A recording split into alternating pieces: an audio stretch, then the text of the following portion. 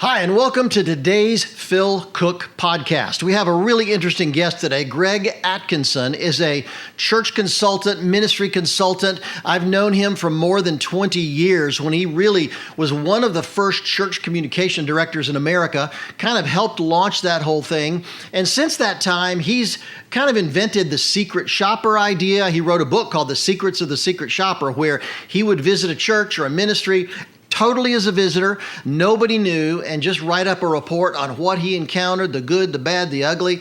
And he's just a really fascinating guy because he's been around a while. He's seen a lot of things. He's just written a new book called The Secret Power of Kindness, and really showing the impact kindness can make in not only getting new visitors, retaining people, and just helping make your life so much better. We're going to have an interesting conversation, so stay tuned for Greg Atkinson.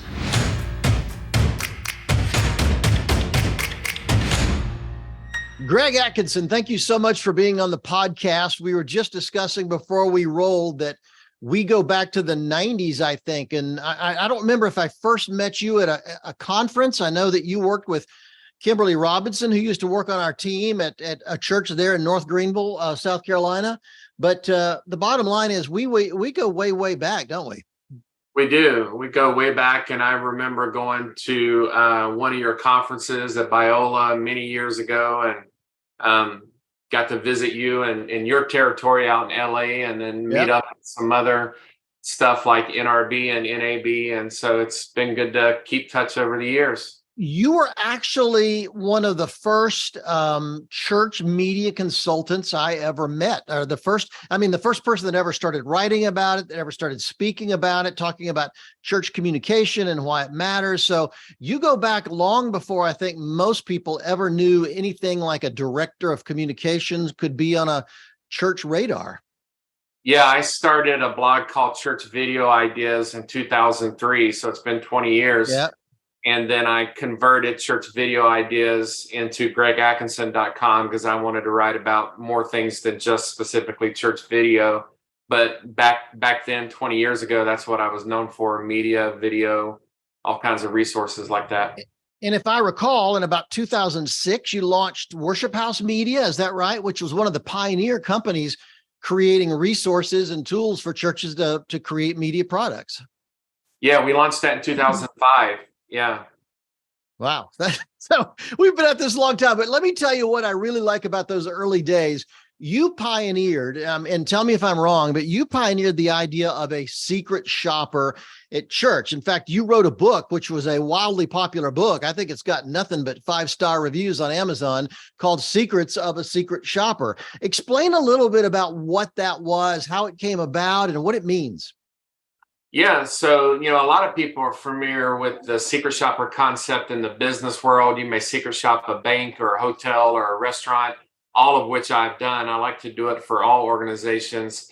But back when I first started to do it was 2009. I was coaching church planners with ARC, the Association of Related Churches, and my boss and mentor, Billy Hornsby.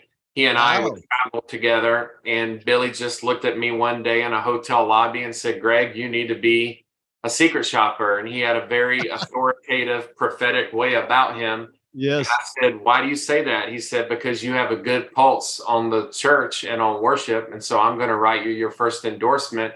And then he emailed the whole ARC database and said, "You need to hire Greg." And it just blew up from there. And that's what I got known for. And then when I wrote Secrets of a Secret Shopper, I dedicated it to Billy Hornsby.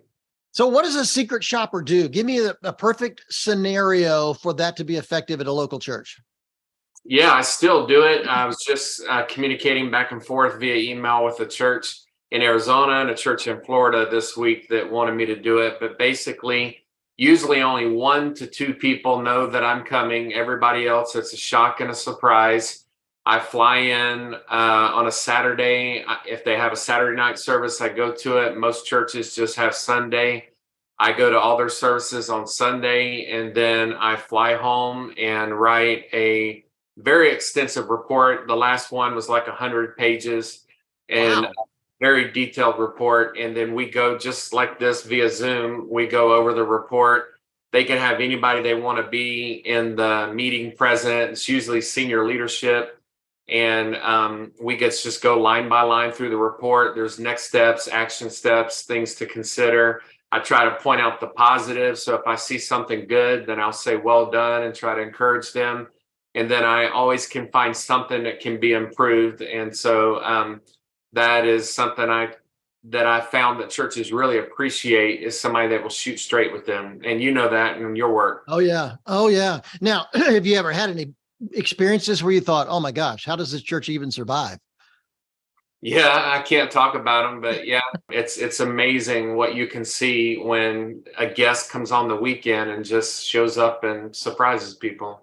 I just don't think I'm a big fan of that whole secret shopper concept, because I don't think churches realize the impact of seeing their church from the perspective of a new visitor. Right. David Mamet is a extremely famous playwright in New York City on Broadway, and he's done a lot of television scripts.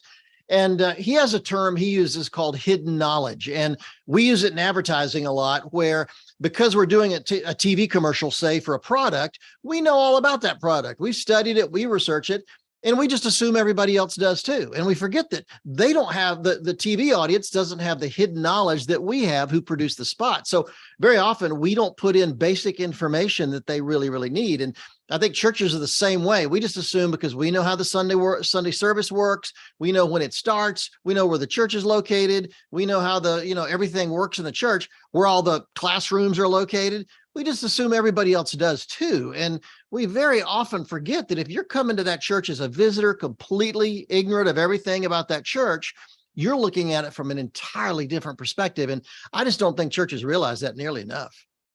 Yeah, I have a quote in my book that says, never assume people know anything. I have been to churches that are so large that I couldn't find the auditorium. I could tell you stories of two specific churches that you know very well, very large, very well-known churches across the country, where I had to ask for help to find the auditorium just to take in the service. It was so large, so overwhelming. And I had said on another podcast, I said, I'm a professional at getting lost. I go in there totally no map, no navigation, never been there before. But I want to find, is it easy for a first-time guest to navigate? Is there wayfinding signage? Is there things that let you know? In the best churches I've ever worked with, they have seen everything through the eyes of a guest, and they approach things through the eyes of a guest and a first-time guest experience. And so I always say, never assume people know anything. That's great. That's great. And your experience doing that over the years kind of led to your idea for creating a first impressions conference. Tell us a little bit about what caused you to launch that. That came out of a secret shopper visit. I was working with a church in Raleigh, North Carolina. I went over the report just like this via Zoom with the executive pastor after I'd come back to my home. And she said, we just hired somebody to be over first impressions. What conference should we send her to? And I said, there isn't any. There's nothing. Because I have spoke all over North America on first impressions at conferences where I was a track, a breakout, a keynote, but there was nothing dedicated to that. And there's still nothing except the first impressions conference. So I talked with another buddy of mine that runs a conference, and he said, Greg, you're the authority. You ought to start it. He said, you're the guy. You're the one to do it. And so we started it in 2017. And this fall, we'll have our 10th conference. Wow. So we've got 9 under our belt, and we just found a niche. We kind of hit a nerve, realized that people really resonate, and I know you work with a ton of pastors. I have yet to meet a pastor that was not interested in guest retention. If a guest visits on Sunday, they want them to return the next week. We want a first-time guest and a second-time guest. Otherwise, the whole plan of discipleship is out the window, because we can't disciple them if they never return. So we just found it hit a nerve, and people said, yes, we want to be better at that first experience, and we want to help people come back and be better at guest retention. And so we've just tried to equip people and resource people in that area. It's fascinating that we've both kind of come to this conclusion from different perspectives, because I come from a broadcast television background, and I know just how hard it is, and how many seconds you have, literally just a few seconds to grab somebody's attention to get them to watch a television program. And there's a famous Microsoft study of a few years ago that indicates we live in such a distracted culture that when we meet somebody for the first time, we decide what we think of that person within 4 to 8 seconds. So in that world, I try to tell pastors that most people have decided what they think about your church long before they ever get to the pew. Forget going through the worship or going through the message. I'm glad your message is anointed. I'm glad your worship is fantastic. But in an 8-second world, what's the parking experience like? What's the lobby look like? Who's the first person a new visitor meets when they walk in the door? All those things, I just can't explain how exponentially important it is to make those first few seconds count when somebody encounters a church. So I'm your biggest fan. I just think what you do is so critically important. I appreciate that. Thank you. I'm a big fan of yours. Well, it really does matter. And so since that time, you're consulting with churches. And by the way, I would encourage, if you're a pastor, if you're a ministry leader watching this, you need to reach out to Greg, because the secret shopper concept and teaching your team about first impressions, I just can't push that enough, because I think it's so incredibly important. And what out of all this, I think, has come your new book, The Power of Kindness. Tell us a little bit about how that came about and what you're really focused on these days. Yeah, so counting Secrets of a Secret Shopper, I had written 2 books on hospitality. I wrote Secrets of a Secret Shopper and the Hospitality Ministry Handbook. And I had told my friend and publisher and agent that I wanted to cross over and write to more mainstream, meaning all Christians in general, not just pastors and church leaders and church staff, because that's a small niche, a small market of readers. And I wanted anybody, my mom, anybody that cares about reading Christian living books, to be able to pick up the book and read it. And I said, let's leverage my background in hospitality and write about something very close to my heart that I'm also very passionate about, and that's kindness, which is, as you know, is a fruit of the Spirit. And so actually in this book, The Secret Power of Kindness, I have a chapter that pretty much in a big way digs into hospitality. It's the second chapter. But what's unique about this book is, in my previous 2 hospitality books, they were very how-to, methodical, practical. Here's the steps you take to grow your church kind of thing. This book is personal stories of here are acts of kindness that I have done. Here's hospitable things I have done. Here's people that have lived at our house. Here's things that I've given away. Like, there's a lot of Greg stories in the book, and then there's a lot of amazing stories throughout history that people may not be aware of. What I've heard from people is that they find it's an easy read. It's pretty conversational. The word we keep hearing, and this has been said numerous times, is it's the right message at the right time, because everybody wants to see a kinder world and to see us display this little known fruit of the Spirit of kindness. But it is just packed full of stories and amazing things that people have probably not heard of, but it would change their life if they knew. And then it's also packed full of a lot of personal stories where I dive into my life, my childhood, my adult life. And it's special to me because I was able to talk about hospitality in a new way in this kindness book.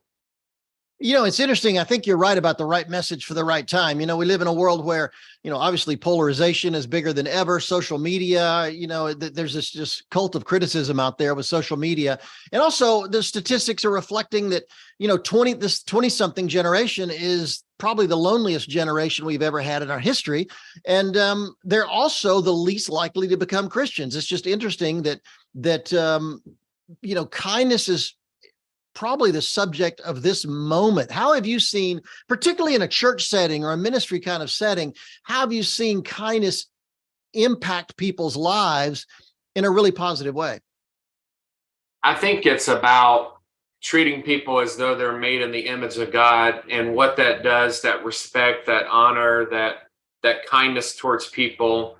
in the book, we talk about that famous old quote, people don't care how much you know until they know how much you care. And so what I Right. have found with Gen Z, which is my kids are young adults. They're in college and grad school. So they're all out of the house. I'm in an empty nest season, which has changed since the last time I saw you. But Yep. with my kids that are Gen Z, and then my in-laws and relatives, a generation beyond me, they are very similar in that they want to see your good deeds. They want to see your acts of kindness. They want to see that you are genuine and transparent and authentic. And they don't want to be preached at by anyone that does not live it. And so what I talk about is kind of being the gospel and being the hands and feet of Jesus. And so my kids, it's interesting because of the people that you and I know. My kids, being 20 and 21 and 22, they don't care anything about celebrity pastors. They don't follow pastors on social media. They don't Yep. follow pastors on Instagram. I could drop a name or a speaker that spoke at my conference. It means absolutely nothing to them. But what Yeah. they have found is small, beautiful communities where the pastor is real and transparent and authentic, and he's not putting on a show, and they resonate with that and they like that. They also do well in small group settings where my oldest daughter, who just graduated college last month, she was in a small group all 4 years of college and loved that small group connection. But what I have found from young, like my kids, to old, like my in-laws, it doesn't matter the age, they're looking for authenticity. And is the person genuine? Are they a kind Yeah. person? I was working with a nonprofit, and this nonprofit works in the communities, and they don't work with church leaders or churches. They just work with community organizations. And the leader said, Greg, in our world, kindness is a prerequisite. Like, this is the starting place. And so I have found that another way to put it that I talk about in the book is we must lead with kindness. Mark Yeah. Batterson was, who's also a 20-year friend. He was nice enough to write the foreword in the book. And in the foreword, he said that kindness is the church's Trojan horse. This is how we get in to share the good news, to share the message.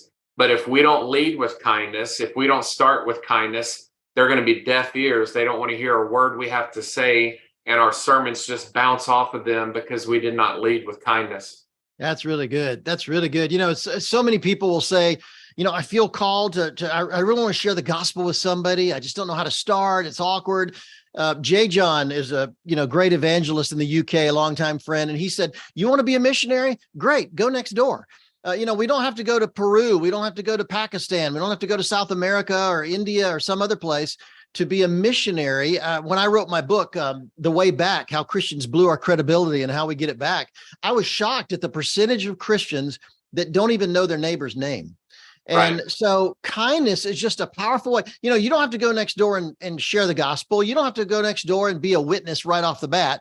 Just go next door and introduce yourself, just be a friend. I just think the Absolutely. kindness idea can be so powerful when it comes to sharing your Absolutely. faith. I talk about that in my book. I share stories of neighbors. I share stories of people that I've lived near. We just moved to North Charlotte 2 months ago. We've always been in the Charlotte metro, but we just moved to Yeah. North Charlotte. And I just yesterday said hello to my neighbor Jane across the street, who was watering her yard. My wife talked to our neighbor Morgan, who is beside Jane, because they were both nurses and in the medical field. And then 2 days ago, my neighbor to the left here, who's on the other side of my house, is Mia. And we had a conversation as she was playing with her kids outside. But what we did when we moved to this new neighborhood is we brought gifts to our new neighbors instead of waiting for them to come welcome us, which doesn't happen in today's world that often. Yeah. We created special gifts and packages that were very neat. And then we included our Christmas card that had our family picture on it, so they would remember our face and our name. And Brilliant. so it said, Merry Christmas from the Atkinsons, and it had Greg and Amy, and it had a picture of my kids. And we brought that over with a nice gift, and they said, wow, we should be the ones giving you a gift. And we said, no, we just wanted to say we're glad to be neighbors and get to know them. And and I share a lot of stories in the book about things I've done over the years since the 90s, with getting to know servers in restaurants, having the same Yeah. restaurants that I go to over and over, and building relationships with the waiter or waitress. I Yeah. still do that to this day. I have friends come in town. I'll take them to my favorite restaurant, and they're shocked that everybody in there knows me. And from the second I walk in to on my way sitting down, they're waving, saying, "Hey, Greg, hey, Greg."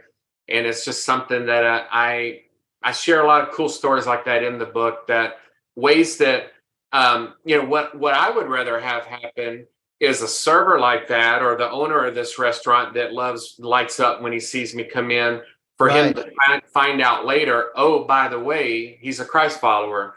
One of the things Yeah. I've always loved about John Maxwell's uh, leadership and authority and ministry is he's, the most notable leadership expert in the world. And oh, by the way, he used to be a pastor. People are blown away at Yes. he's so warm and welcoming, but Mm. also competent and knowledgeable and an expert in his field. And by the way, he happens to be a Christ follower, and that's what I'm trying to do in my life. The local paper here just came out last week, July 1st, with an article on me as a local author and a book on kindness. And there are a lot of people that did not realize that that's what I do, or they had mentioned, "We know you're a kind guy," but they didn't know I wrote a book on it. But That's um, funny. Yeah. but That's, yeah, it's funny. I grew up in Charlotte, and so I'm a Southern boy to the core, even though I live in LA now. And I grew up in that kind of environment where you just start conversations with everybody. I mean, my wife, Kathleen, grew up in Vegas. She didn't grow up in that kind of that culture. And so she's always shocked that I have these extensive conversations with Uber drivers, with people in an elevator. It's just when we're traveling or sitting in the airport lounge or out next to the gate, and I just start conversations with people. And it's not that difficult. Sometimes you just have to start. I did have an Uber driver yesterday that just did not want to talk under any yeah, that circumstances. happens. It would happen, but I give them an opportunity. And I think, like you say, you don't have to start sharing the gospel or anything. Just start being their friend. And then when you do, or when they find out you're a believer, it's they take an entirely different perspective on it. And it really makes a positive difference. So I just love it. Let me just take a break and encourage anybody watching this. You need to get this book on the power of kindness. It's so incredibly important. You tell us a little bit. In fact, tell me where you get all of your stuff, how to get in touch with you. What's going on with this? Yeah, so the book is The Secret Power of Kindness, and you can just go to the book title to find it, secretpowerkindness.com or thesecretpowerkindness.com. That'll lead you straight to the book. I'm online at gregatkinson.com, and I'm at Greg Atkinson on Twitter, at Greg Atkinson on Instagram. Just signed up as at Greg Atkinson on Threads yesterday. And I'm Me the too. Greg Atkinson on Facebook, easy to find on Facebook. But I'm very active on social media and love interacting with people, love keeping up with people and following them and seeing what they're up to. But as speaking of what you were talking about, one of the things I loved, I was blessed to get 45 endorsements for this kindness book, and my publisher, who's also a 20-year friend. It's amazing how things happen decades later, but I've known him since 2003, and he said, "Greg, I love all your endorsements, but the ones that moved me the most were by your children. My 3 adult kids endorsed the book." Oh, And that's cool. yeah, and then my son Tommy, who turns 21 next month, he said in the book that Dad always starts up conversations with strangers in public places, and usually invites them to a Mexican restaurant. But that was in his endorsement, because my kids are smart guys. I can't tell them what to write, but they wrote their own stuff. But he specifically mentioned us housing people, hosting people, giving cars away, and then he said Dad will strike up conversations with strangers. But you and I are wired a lot alike. It's just being personable and real and accessible, which is exactly what I look for as a secret shopper. The last chapter in my secret shopper book was, is the pastor accessible? Is he approachable? Is Yeah. he relational? Is he personable? Can I meet the pastor and shake his hand? And I have been in the largest churches in America, including consulting for the second largest church in America. And I was able to meet the pastor and shake his hand. He was out walking around, and he may have a security guy close in proximity, but he was still greeting people and praying with people and shaking hands. But that's one of the things that I've looked for is to practice in my own life, to always be approachable and accessible. I tell you, it's funny. This is kind of an odd thing. It just popped in my mind. But if you really want to, if people that are listening or watching and really want to make somebody feel great. The other day I was at an airport, DFW, and it's like super busy, super crazy. And there's a guy in the bathroom, in the men's room, cleaning up toilets. And I just took a minute, and in the crazy crowd, I just took a minute and I said, "Hey, I just want to tell you how much I appreciate you doing this. I know we make a huge mess in here, us guys, but I said, what you do really matters, and I really appreciate it. Let me tell you something. That guy lit up like you would not believe. I thought of how many thousands of men walk through that restroom every day, right past him, and how few probably thank him for what he does. And little situations like that. I was at an American Airlines lounge in Orlando not long ago, and I'm sitting there, and this lady came by cleaning up the area. She was cleaning up the tabletop I was sitting at.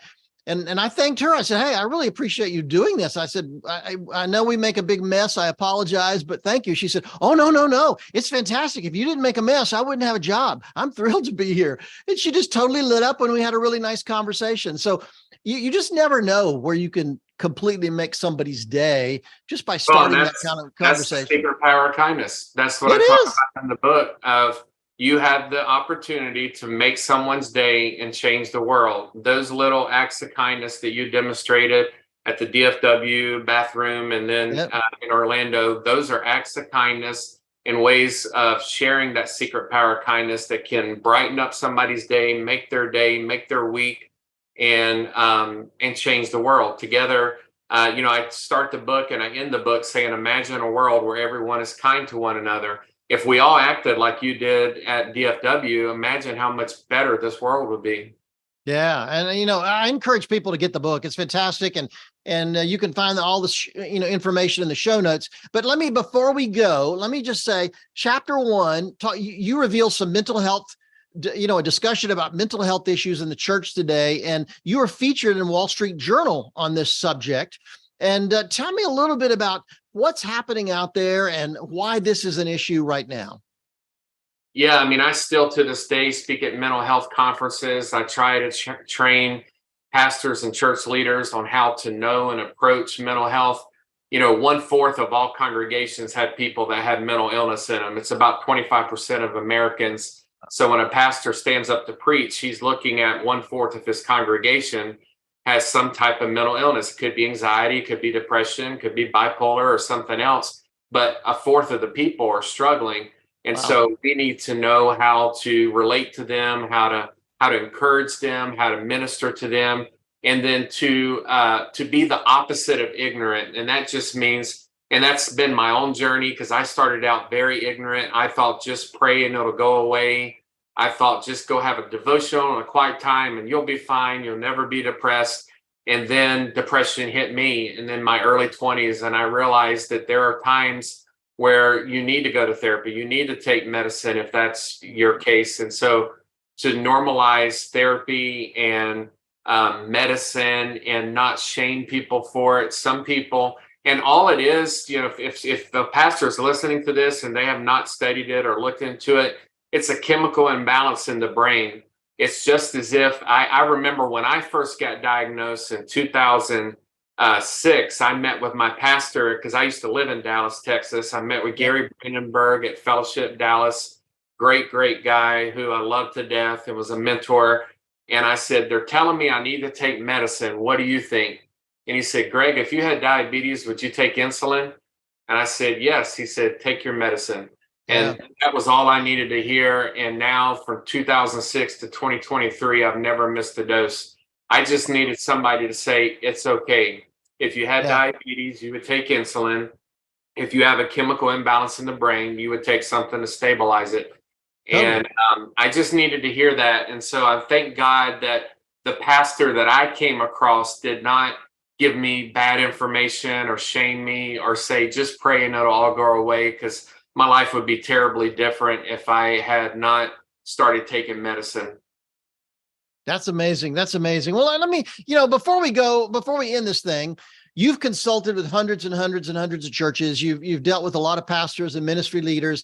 If there was one thought on any of these topics we've discussed that you would leave with people today who are leaders in church, leaders in ministry, entrepreneurial people, creative people, give me a thought that you'd leave with people before we go. Yeah, I would think, I've been on staff at 3 mega churches, but one that sticks out in my mind was my time in Dallas. I was on staff at Bentry Bible Church with Pete Briscoe was the pastor.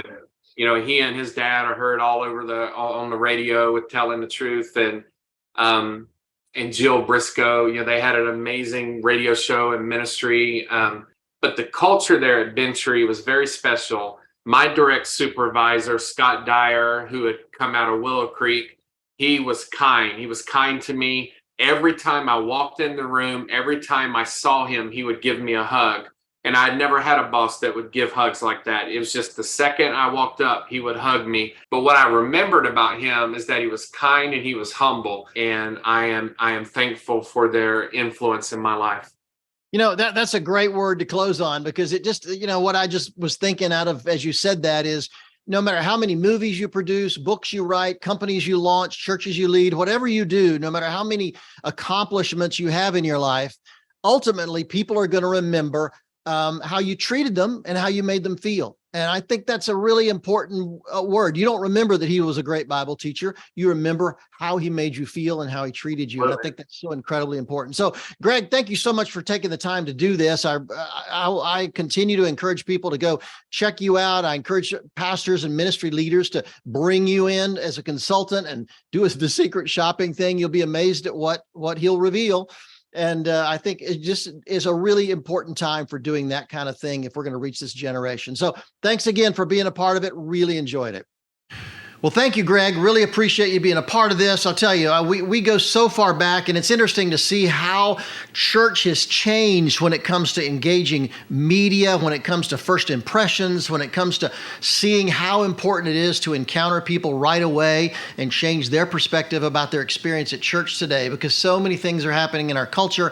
We're so distracted that if we don't make those first impressions right, we're never going to make an impression at all. So it's incredibly, incredibly important. And it's one of the reasons I wrote my book, Ideas on a Deadline, How to Be Creative When the Clock is Ticking, because we do live in such a distracted culture that we're constantly under pressure to be creative. I tell pastors that Sundays come with relentless regularity. So if you don't have this, I'd encourage you to get it. There's an audiobook available. I would encourage you to get it on Kindle, on hardback. It's just an important book. It's softback, paperback, whatever you want, it's available.